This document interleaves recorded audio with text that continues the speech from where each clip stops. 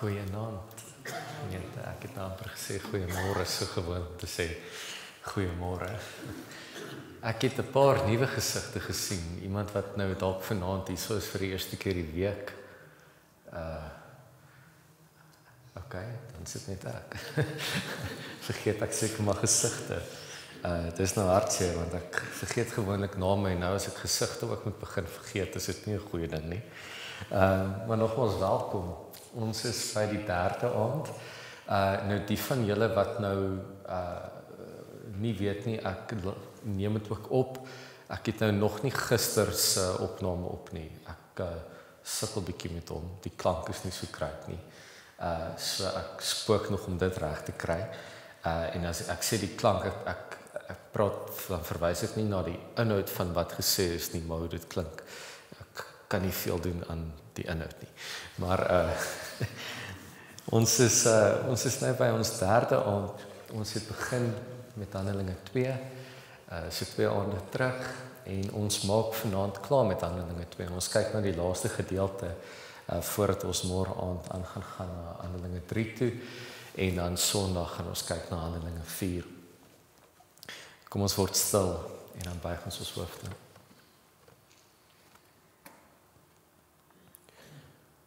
Here, ons dankie dat ons die voorreg het om hier te kan wees. Die voorreg het om kerk te kan wees en om 'n gemeenskap van gelowiges te wees. Dankie dat dit u woord is wat ons hier bymekaar bring vanaand en dat dit ook die gom is wat ons aan mekaar verbind hou en ook aan u. Maak ons harte oop om vanaand u woord te ontvang en gee Here dat ons lewe ook daaruit sal ontspring. Dat ons lewende getuies sal wees van die woord wat lewe. Amen. Geliefdes, genade en vrede vir jou van die Here Jesus Christus, van God die Vader, deur die belofte van die teenwoordigheid van die Heilige Gees. Die apostels het baie wonders en tekens gedoen en dit het almal met diep ontzag vervul. Al die gelowiges was eensgesind en het alles met mekaar gedeel. Hulle het hulle grond en besittings verkoop en die geld aan almal uitgedeel volgens elkeen se behoefte. Hulle het almal elke dag getrou by die tempel bymekaar gekom, van huis tot huis die gemeenskaplike maaltyd gehou, hulle kos met blydskap en in alle eenvoud geëet en God geprys. Die hele volk was hulle goedgesind en die Here het elke dag mense wat gered word by die gemeente gevoeg. Wie van julle eet nog elke maaltyd by die tafel? Ja, is 'n paar. Ek wonder as hierso nou van die jonger geslag was of daar ook so baie hande sou gewees het. Toe ek die eerste keer by Estelle gaan eet het, nou is ek student en ek gaan soen toe en dis nou daai eerste ete, jy weet, so jy's heel deftig aangetrek en hulle nooi ons, sy mamma het een of ander hoendermaaltyd gemaak en sit aan by die tafel en dis kerslig en dis klassieke musiek. Jy weet, so klink asof dit van 'n platespeler afgespeel word. En ons almal sit daarso met messe en virke en probeer om die hoenderboutjies te eet. En ek dink hier by die 5de keer wat ek gaan kuier het, ons voor die TV met 'n choppie in die hand en daar gat hy. Ons het groot geword met hierdie tafelmaniere, né? Hoe die tafel gedek moet word, waar die messe en virke moet wees, hoe jy kos moet aangee van die link, is dit van die linkerkant of van die regterkant, ek weet nie. En jy weet jy vat jou servet en jy sit op jou skoot en jy vra verskoning, jy staan nie net op en loop nie en laat daar nou 'n elmboog op die tafel wees. Dan is daar moeilikheid. En jy praat nie tensy daar met jou gepraat word nie, nee, daai tipe van ding. 'n Groot deel van dit het so mettertyd bietjie vervaagd geraak. En ons sit nie meer altyd by die tafel en eet nie, maar hierdie tafelmaniere het so deel van ons kultuur geword, so deel van die manier waarop ons saam sit en saam eet. Maar die tafel is 'n wonderlike instrument. Dit is die een stuk meubel in die huis wat mense bymekaar bring. Dit gaan nie net daaroor om 'n oppervlak te hê om jou kos op neer te sit nie. Dit gaan daaroor, dit is die plek waar ons bymekaar kom om te eet. Is die hulle het familie wat 'n plaas het daar so in Ottosdal. En hulle het so 'n lang tafel, so 'n massiewe, verskriklike lang tafel. Dit lyk nog soos een van daai tafels wat hulle, jy weet, die ekstra hout toe hulle nou die ark gedisintegreer het hulle nou daai tafel van gemaak. Jy kan sien, daar's nie 'n manier wat jy hierdie ding in Corricraft mee kry nie. Dit is so 'n lang tafel met so baie stoele. En ek kan onthou toe ons op die plaas gaan kuier het, was dit vir my vreemd geweest want hierso 7:30, 7:30 sit almal en eet beskuit en koffie op die stoep. En ek sê okay, wanneer is ontbyt? En 8:00 kom en 9:00 kom en 10:00 kom en ek dink terwyl my ontbyt is nie 'n plaas te nie. Hier teen 11:00 is almal om die tafel. En daar is soveel kos, oorskiet van die vorige aand en vars spek. Jy weet nooit as jy op 'n plaas eet of jy dalk die vorige dag vir jou kos nog gekuier het nie. En hierdie vreeslike feesmaal en almal sit om die tafel en ons eet lekker. En dan kry jy vir die aand, so 7:30, 8:00 kos, En dit is die oorskiet van die ontbyt wat oorgebly het, plus nog so iets anders. Wat ons hierso sien in die einde van Handelinge 2 is 'n nuwe tafel wat gedek word. Nuwe tafelmaniere. Die ou tafel was een wat mense uitgesluit het. Dit was een wat net vir spesifieke mense was, waarin net sekere mense deel aan kon gehad het. Dit was 'n tafel van eksklusiwiteit, nie van inklusiwiteit nie. 'n Ou verbondstafel. En wanneer ons het vanoggend 'n bietjie daaroor gepraat in die Bybelstudie, maar ons sien reg deur Handelinge amper 'n tipe van 'n tendens van dinge wat gebeur. Ons sien hoe mense die Heilige Gees ontvang en dan is daar 'n radikale verandering wat daarna plaasvind in hulle geaardheid en hulle identiteit en hulle manier van dink, doen en praat. Ons het dit gesien met Petrus, waar in Handelinge 1 een van die was wat nog vir Jesus gevra het, is dit nou die tyd vir die koninkryk van Israel. Nadat hy die Gees ontvang het, kry hy die openbaring, hy gee die toespraak. En dan het ons gisteraan gehoor hoe die mense reageer hierop. En dan sien ons hier aan die einde van sy toespraak dat hy sê, maar bekeer julle, laat julle gedoop word en julle sal die Heilige Gees ontvang. En dan elke keer nadat die mense die Heilige Gees ontvang het, is daar 'n verandering wat plaasvind.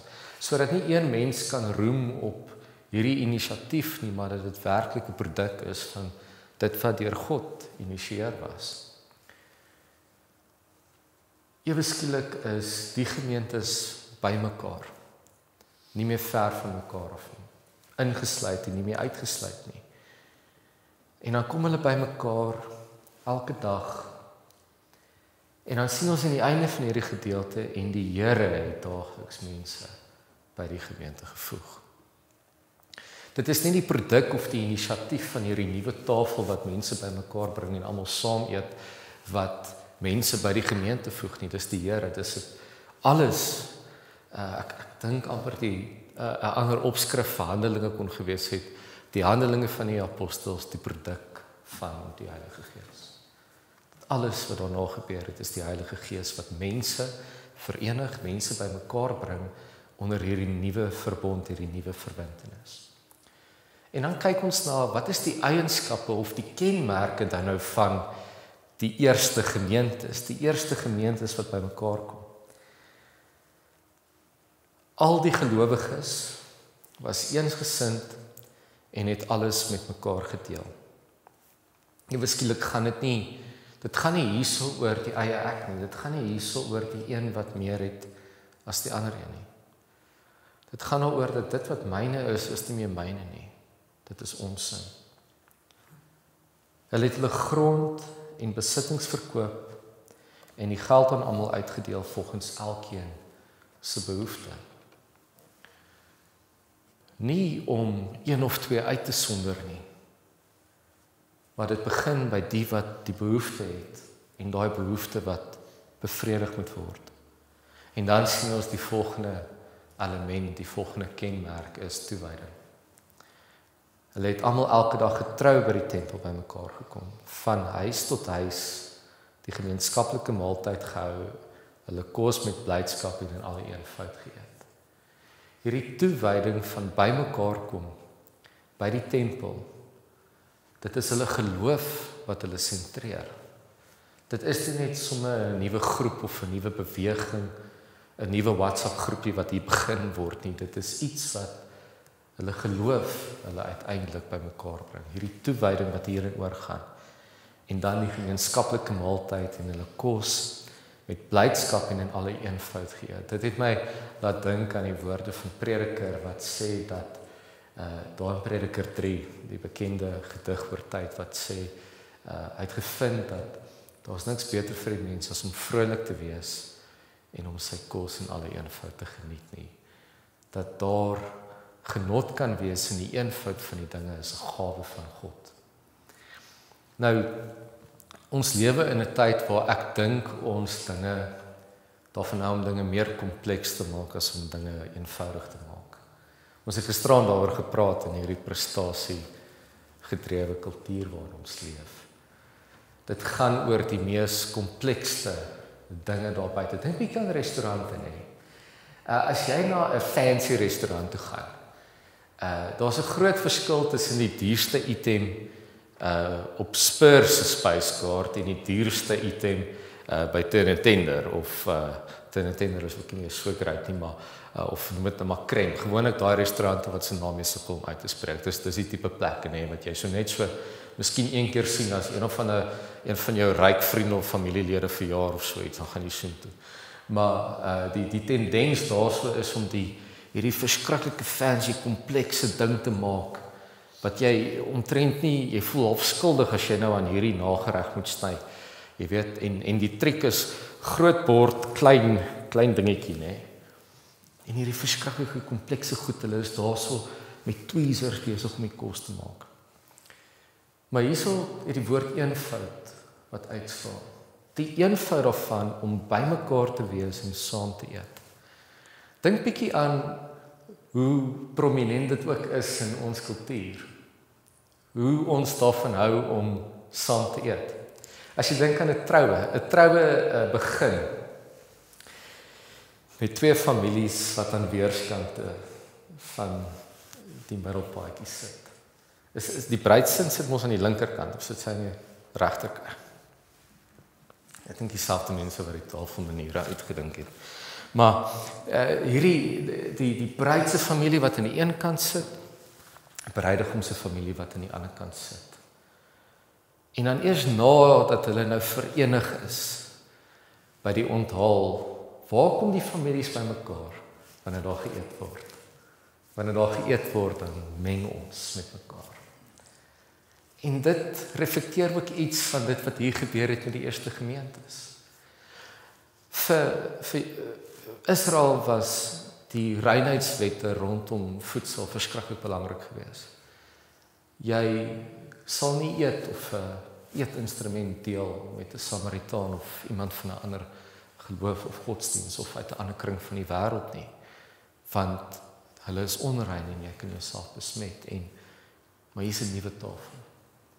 Hier is 'n nuwe tafel wat oop is vir almal, waar ons alles met mekaar deel, waar dit nie meer gaan oor een wat beter is as 'n ander een nie. En ons sien hierso dat die kenmerk van die eerste gemeentes wat 'n produk is van die Heilige Gees, hierdie eenigheid is, hierdie saam wees en hierdie saam eet. Dink bietjie aan die eenvoud daarin. Die feit dat hulle hierso hulle het hulle kos met blydskap en in alle eenvoud geëet. Dan dink ons terug aan die tekens van die nuwe verbond. Wat is die tekens wat Jesus vir sy disippels gee? Waar is hulle? Hulle eet saam en dit is eenvoudige tekens. Tekens van voedsel, van sustenance, van dit wat jy nodig het. Brood en wyn. Ons dink aan wanneer Jesus die disippels deurbid, gee ons vandag ons daaglikse brood. Ons gaan terug na waar Israel in die woestyn was, waar hulle gevra het, waar hulle honger gely het. Manna, die eenvoud van voedsel wat hulle daarin ontvang. Die Pinksterfees was gevier in die tyd wat die eerste graanoffer, die oesfees in die Joodse kultuur. 'n era of 'n tydperk wat 'n nuwe begin aantoon. Voedsel, dit wat ons voed, dit wat die Here vir ons gee, wat uit die grond uit, wat uit die land uitkom, om te eet.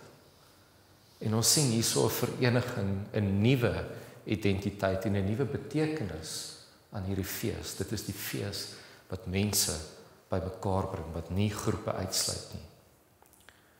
Dink ook 'n bietjie as ons het nou gepraat oor troues, maar as ons hartseer is, wanneer ons 'n begrafnis het, na die tyd wat doen ons gee kos.